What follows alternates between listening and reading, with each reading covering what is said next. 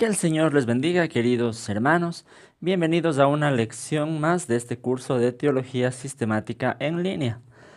Antes de comenzar, quisiera recordarles que si quieren seguir este curso, pueden buscar en el Facebook el grupo Curso de Teología Sistemática y unirse al grupo porque ahí estoy compartiendo, aparte de estos videos, material extra, lecturas y otros videos también que pueden servir para profundizar más los temas que estamos tratando. También pueden buscar este curso en el blog que es cibersaulo.net, en donde también hay mucho material extra. Bien, en esta lección vamos a tratar sobre la cristología. Esto es el estudio acerca de Jesús. ¿Quién es Jesús? Para la fe cristiana, ¿qué representa y cómo podemos entender la figura de Jesucristo? Pues sabemos que Jesús es la figura central de la fe cristiana. No habría cristianismo sin Cristo. La historia de la humanidad se encuentra dividida, por lo menos en Occidente los años se cuentan antes de Cristo y después de Cristo. Esto nos da a entender de alguna forma que la vida de Jesús ha marcado a millones y a millones de personas durante toda la historia de la humanidad. Desde una perspectiva bíblica podemos decir que la historia entera de la humanidad, desde sus inicios ya apuntaba a la llegada de nuestro Salvador Jesucristo. Para muchos este versículo que se encuentra en Génesis 3:15, que dice: pondré enemistad entre tú y la mujer, y entre tu simiente y la de ella. Tu simiente te aplastará la cabeza, pero tú le morderás el talón. Para muchos esta ya es la primera profecía, la primera referencia que se hace a la llegada de Jesús en un futuro. Bien, por tanto podemos decir que Jesús era el tema de los profetas en el Antiguo Testamento, era el mensaje de los apóstoles en el Nuevo Testamento, es el tema precisamente del Evangelio, es el mensaje que se nos manda a predicar. Jesús es la base de nuestra salvación. Bien, para poder entender un poquito más a Jesús, dentro de la fe cristiana nosotros confesamos algo que en teología conocemos como la unión hipostática. Hipóstasis en el idioma griego significa naturaleza. Cuando hablamos de unión hipostática hablamos de unión de naturalezas, confesando así que en Jesús nosotros encontramos una naturaleza 100% divina y otra naturaleza 100% humana. Las dos naturalezas se unen en una sola persona. Esa es la declaración doctrinal y teológica que nosotros hacemos acerca de Jesús. Y vamos a empezar hablando precisamente de su naturaleza humana. Sí, como dijimos, una de las bases de la fe cristiana es afirmar la humanidad de Jesucristo. Jesús de Nazaret era 100% hombre, 100% humano, nació de una mujer y fue sometido también a las limitaciones de la naturaleza humana. Vamos a analizar también después que hubo algunas herejías, algunas enseñanzas equivocadas acerca de Jesús, como enseñanzas gnósticas y ebionitas. Algunos decían, por ejemplo, que Jesús fue Dios que solo tomó apariencia humana, pero que no fue humano en su totalidad. Eso es un error. La Biblia nos muestra a un Jesús que fue 100% humano. No fue solo apariencia, sino que fue un ser humano de carne y hueso. Esto lo dice ya el Evangelio de Juan, en Juan 1:14. Dice: y el Verbo se hizo hombre y habitó entre nosotros, y hemos contemplado su gloria, la gloria que corresponde al Hijo unigénito del Padre, lleno de gracia y de verdad. Y el Verbo se hizo hombre. En el idioma griego se utiliza la palabrita sarx, que literalmente podemos traducir como carne, por eso la versión Reina Valera traduce: y el Verbo se hizo carne. Es decir, tomó un cuerpo y todo el ser, toda la naturaleza humana en su totalidad. Por eso tiene algunas características que vamos a analizar. Primero, lo que ya hemos dicho: Jesús poseía un cuerpo físico. Mateo 26:12 dice, al derramar ella este perfume sobre mi cuerpo, lo hizo a fin de prepararme para la sepultura. Jesús poseía un cuerpo físico. Jesús poseía emociones humanas. En Mateo 26:38 dice, es tal la angustia que me invade que me siento morir, les dijo. Quédense aquí y manténganse despiertos conmigo. Jesús estaba reconociendo que él sentía angustia, es una emoción de la naturaleza humana. Y era tanta la angustia que dice Jesús que me siento morir. También Jesús poseía un espíritu humano. Lucas 23:46 dice, entonces Jesús exclamó con fuerza, Padre, en tus manos encomiendo mi espíritu. Y al decir esto, expiró. Esto en contra de muchos que piensan que Jesús tenía solamente un cuerpo humano, pero el espíritu era divino y así estaba la mezcla de las dos naturalezas. Pero no es así, Jesús era humano 100% aún en su espíritu. ¿Sí? Jesús experimentó algunas limitaciones que experimenta la naturaleza humana. Jesús tuvo cansancio corporal también. Juan 4:6 dice, allí estaba el pozo de Jacob. Jesús, fatigado del camino, se sentó junto al pozo. Era cerca del mediodía. Jesús estaba fatigado del camino. El cansancio es una característica de la naturaleza humana. Jesús necesitaba dormir. En Mateo 8:24 dice, de repente se levantó en el lago una tormenta tan fuerte que las olas inundaban la barca, pero Jesús estaba dormido. Tenía Jesús la necesidad de dormir. Jesús experimentó hambre. Eso también es una característica de la naturaleza humana. Mateo 21:18 dice, muy de mañana cuando volvía a la ciudad, tuvo hambre. Jesús tuvo hambre. Experimentó el sufrimiento y el dolor de la naturaleza humana. Lucas 22:24 dice, pero como estaba angustiado se puso a orar con más fervor. Su sudor era como de gotas de sangre que caía a la tierra. Jesús experimentó ese dolor, ese sufrimiento, que al final de su vida incluso lo llevó a experimentar la muerte física también. Primera de Corintios 15:3 dice, porque ante todo les transmití a ustedes lo que yo mismo recibí, que Cristo murió por nuestros pecados según las Escrituras. Es la confesión de la fe cristiana que Jesús murió por nuestros pecados. Es decir, en la cruz Jesús experimentó literalmente, textualmente, la muerte física. Incluso sabemos, dicen los evangelios, que Jesús estuvo hasta el tercer día en el sepulcro. La costumbre para los judíos era esperar hasta el tercer día para en realidad saber si alguien estaba muerto totalmente. Entonces, esto nos da a entender que Jesús en realidad experimentó la muerte real. Esto en cuanto a sus limitaciones físicas. Hay un tema que en la teología es un poco complicado, que es el tema de las limitaciones espirituales. Espiritualmente, ¿hasta qué punto Jesús se encontraba limitado? Físicamente ya lo analizamos, todas las limitaciones que él tenía de la naturaleza humana. Pero espiritualmente, este ha sido un tema de debate en el que los teólogos en realidad no se han puesto de acuerdo durante la historia del pensamiento cristiano, porque no se puede saber, en realidad pienso yo con certeza, hasta qué punto Jesús experimentó limitaciones espirituales. Hay un texto que nos ayuda mucho a comprender esto que está en Filipenses 2, del 6 al 7. Aquí dice el apóstol Pablo, quien siendo por naturaleza Dios no consideró el ser igual a Dios como algo a que aferrarse, por el contrario se rebajó voluntariamente tomando la naturaleza de siervo y haciéndose semejante a los seres humanos. La palabra que aquí usa Pablo en el idioma griego, cuando dice se rebajó, la palabra que traduce la NBI por rebajarse, es la palabra griega kenosis, que literalmente significa despojarse, vaciarse. Sí, por eso la Reina Valera lo traduce de esa manera, se despojó de sí mismo. Significa vaciarse. Y la pregunta que, que se plantean los teólogos es: ¿de qué se despojó Jesús?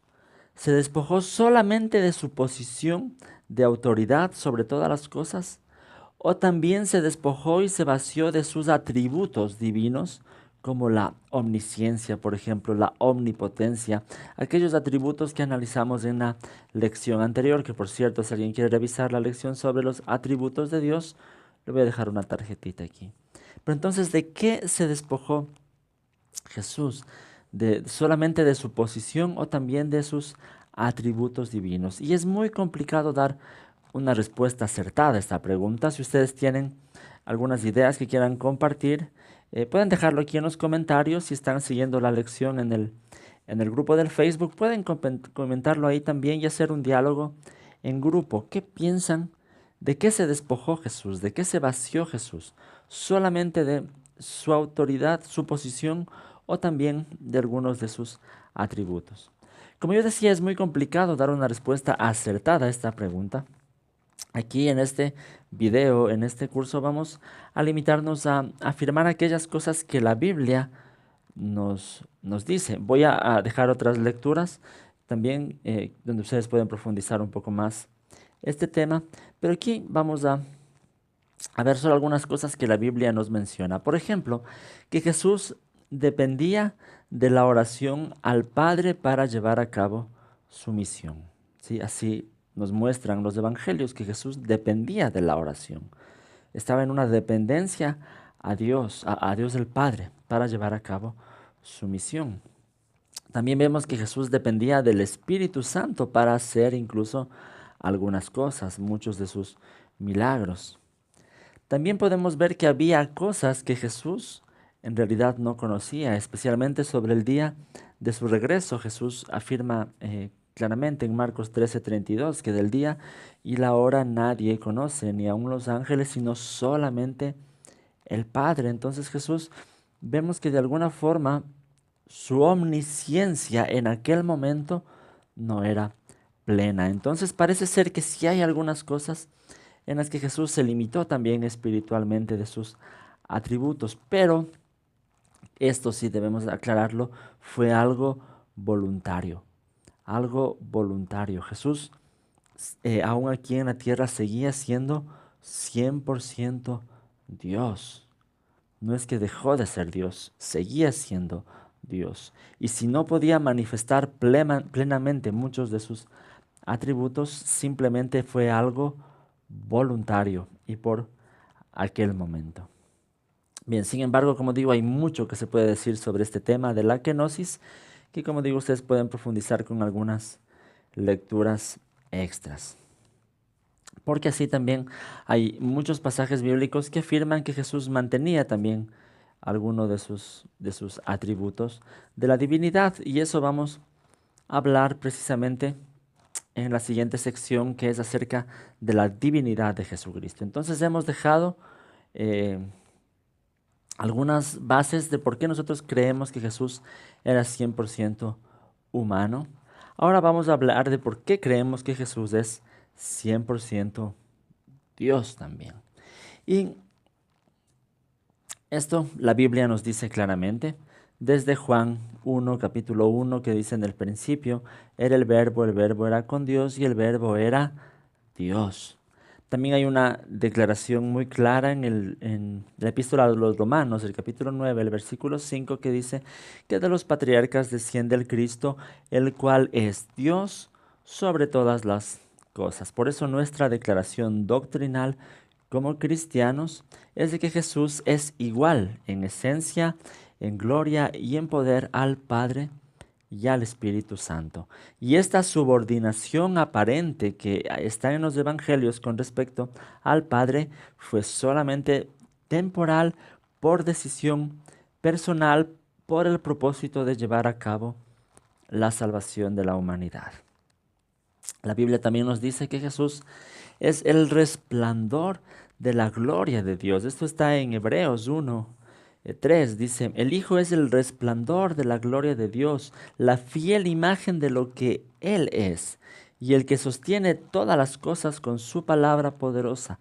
Después de llevar a cabo la purificación de los pecados, se sentó a la derecha de la majestad en las alturas.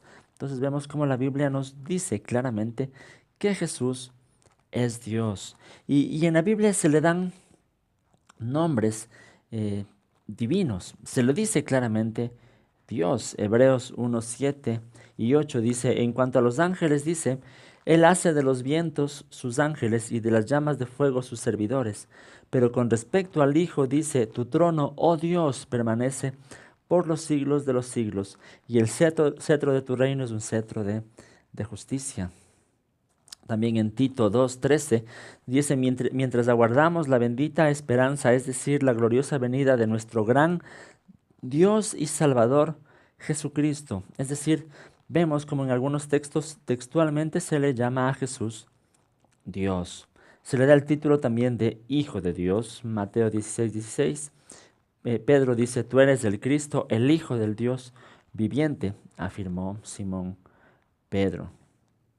También se le dice en Apocalipsis 1:8, dice, yo soy el alfa y la omega, dice el Señor, el que es, el que era y el que ha de venir, el Todopoderoso. Esta también es una declaración muy clara acerca de la divinidad de Jesús. Yo soy el alfa y la omega, es decir, el primero y el último. Es una afirmación de la eternidad de Jesús, que es un atributo divino. Y dice, el que es, el que era y el que ha de venir, el Todopoderoso. Jesús está afirmando aquí que Él es el Todopoderoso y el único Todopoderoso. Cuando hablamos de los atributos divinos, veíamos que es Dios nada más. Esta es una declaración de la divinidad de Jesús. También se le llama a Jesús el Santo. ¿Sí? Hechos 3:14 dice, rechazaron al santo y justo y pidieron que se indultara a un asesino. Y Jesús mismo había dicho alguna vez que solo hay uno santo, que es Dios. También se le llama a Jesús muchas veces el Señor. Este es el título que más se le da en el Nuevo Testamento. Lucas 2:11 dice, hoy les ha nacido en la ciudad de David un Salvador, que es Cristo el Señor. Esto es muy importante resaltar en este punto, ya que los judíos, si se referían a Jesús como Señor, estaban declarando que Él era Dios, literalmente, ya que en la traducción griega del Antiguo Testamento, que es la traducción de la Septuaginta, si quieren conocer un poco más de esta historia de la traducción griega del Antiguo Testamento, la Septuaginta, pueden mirar el video que hice de el canon de las Escrituras y les voy a dejar aquí una tarjetita. Bien, pero cuando se tradujo el Antiguo Testamento al griego en esta traducción, la Septuaginta, el nombre de Dios, que es yo soy el que soy, se traduce como Jehová en la Reina Valera, Yahvé en algunas traducciones católicas, porque son las letras hebreas YHWH, es el nombre yo soy, el que soy, o yo soy el que seré. Ese nombre de Dios, que para los judíos era muy sagrado, al traducirse al griego se utilizó la palabra Kyrios, que es Señor en griego. Y por eso es que ellos al referirse al Señor se estaban refiriendo a Dios. Y cuando le dan a Jesús el título de Señor, se está reconociendo que Jesús es Dios. Esto es muy importante. Otro argumento importante acerca de la divinidad de Jesús es que a Jesús se le rinde adoración. Jesús mismo había declarado alguna vez, como las Escrituras lo dicen, que solo al Señor tu Dios adorarás y solo a Él servirás. Pero vemos como en algunos pasajes de las Escrituras Jesús mismo recibe adoración. Hebreos 1:6 dice, además, al introducir a su primogénito en el mundo, Dios dice que lo adoren todos los ángeles de Dios. Eso es, que Jesús recibía adoración. Filipenses 2:10 dice, para que ante el nombre de Jesús se doble toda rodilla del que está en el cielo, en la tierra y debajo de la tierra. Esta actitud de doblar las rodillas, de postrarse, es una actitud de adoración. Entonces Jesús recibía adoración. Los reyes de Oriente que vinieron a visitar a Jesús cuando era niño, vinieron a adorarlo. El apóstol Tomás, cuando miró a Jesús y pudo tocar las llagas de sus manos, se postró, adoró y le dijo, Señor mío y Dios mío, le dijo a Jesús. Entonces, todos estos son argumentos acerca de la divinidad de Jesús. También el hecho de que la iglesia del inicio invocaba siempre el nombre de Jesús. Primera de Corintios 1:2 dice, a la iglesia de Dios que está en Corinto, a los que han sido santificados en Cristo Jesús y llamados a ser su santo pueblo, junto con todos los que en todas partes invocan el nombre de nuestro Señor Jesucristo, Señor de ellos y de nosotros. También vemos que Esteban oraba a Jesús. Hechos 7:59 dice, mientras lo apedreaban, Esteban oraba, Señor Jesús, decía, recibe mi espíritu. Orar a Jesús es una muestra de que siempre los cristianos lo reconocieron como Dios. También la Biblia le da funciones a Jesús, oficios que solamente son de Dios. La Biblia nos dice que Jesús es el creador del universo, que Jesús es el que sustenta todas las cosas. Hebreos 1:3 dice, Él es el resplandor de la gloria de Dios, la fiel imagen de lo que Él es, y el que sostiene todas las cosas con su palabra poderosa. Jesús sustenta todas las cosas. También Jesús perdona pecados. Marcos 2:5 dice, al ver Jesús la fe de ellos, le dijo al paralítico, Hijo, tus pecados quedan perdonados. Y también, aparte de eso, otra de las funciones divinas que se le da a Jesús es que Jesús es juez, juez de vivos y juez de muertos. Segunda de Timoteo 4:1 dice, en presencia de Dios y de Cristo Jesús, que ha de venir en su reino y que juzgará a los vivos y a los muertos, te doy este solemne encargo.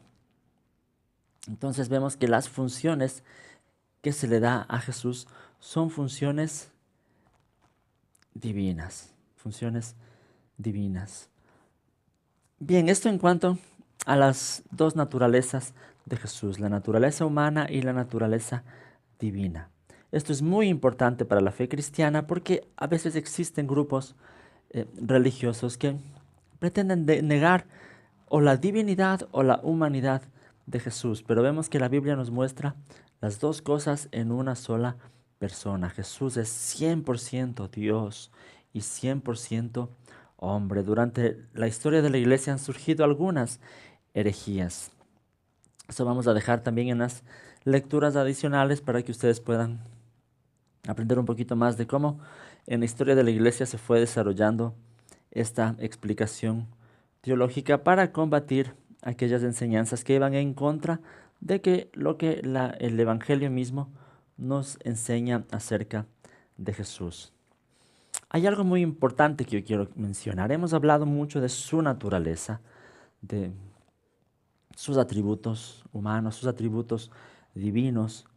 Muchas veces pienso que la iglesia se ha perdido mucho tratando de explicar esto de una forma racional, de una forma lógica. A veces hemos perdido mucho tiempo tratando incluso de entender todo esto de la divinidad de Jesús y su humanidad, entender el dogma de la Trinidad y todo este tipo de cosas. Pero yo pienso que más importante que tratar de comprender esto es tratar de comprender quién fue Jesús en su vida en la tierra, lo que los evangelios nos enseñan, tratar de comprender su carácter, tratar de comprender lo que Él quiso enseñar para nuestras vidas, para así nosotros poder aplicar precisamente lo que es el propósito de nuestra vida cristiana, imitar a Jesús. Entonces, pienso yo que muchas veces más importante que elevarnos en estas discusiones teológicas acerca de su divinidad, debemos dedicar tiempo también para concentrarnos en aquellos atributos de su humanidad que son los que nosotros tenemos que imitar. Por ejemplo, la santidad de Jesús. Jesús vivió una vida totalmente apartada del pecado. Y eso es algo que espera Jesús para nuestras vidas y nos ha dado de su Espíritu para capacitarnos para vivir también en santidad. Pienso yo que de los atributos de su humanidad lo que más caracterizó a Jesús es precisamente el amor, el amor.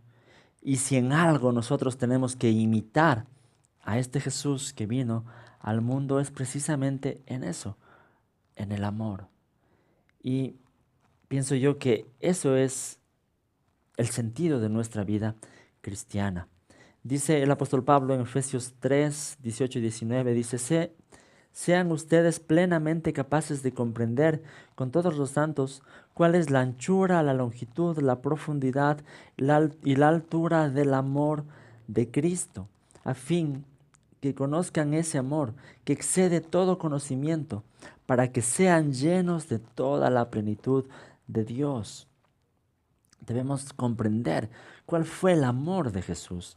Cuando la Biblia nos habla del amor de Dios, del amor de Jesús, utiliza esta palabrita ágape en el griego, que dicen algunos estudiosos que textualmente deberíamos traducir esta palabra como el aniquilamiento del yo, el aniquilamiento del ego. Es una clase de amor que significa negarse a uno mismo por el bienestar de los demás. Y eso es lo que hizo Jesús en su vida. Se negó a sí mismo, siendo Dios sobre todas las cosas, como dice el apóstol Pablo. Él no estimó el ser igual a Dios como algo a que aferrarse, sino que se despojó de sí mismo, se negó, se rebajó voluntariamente por amor. Y precisamente la cruz, toda la vida de Jesús, muchas veces se resume en el punto culmine que es la cruz, porque ahí en la cruz se manifestó plenamente el amor de Dios. Toda su vida es importante, toda su vida es parte del Evangelio, toda su vida fue un ejemplo de servicio, toda su vida fue un ejemplo de amor, pero en la cruz se dio el punto máximo, el punto final que nos muestra la extensión del amor de Jesús. Y muchas veces nosotros vemos a la cruz de Jesús solamente como el instrumento de nuestra salvación, pero también debemos ver a la cruz como un ejemplo de vida, un ejemplo de nosotros también negarnos a nosotros mismos y estar dispuestos a sacrificarnos por el bienestar de alguien más, por el bienestar de los otros. El amor de Jesús es la característica fundamental en su vida que nos pide que nosotros debemos imitar. Si no estamos imitando a Jesús en su amor, no lo estamos imitando precisamente en lo más importante. Hay otros atributos también de Jesús que son producto también de su amor, como la mansedumbre de Cristo, la no violencia, la respuesta con bien ante el mal, ¿sí?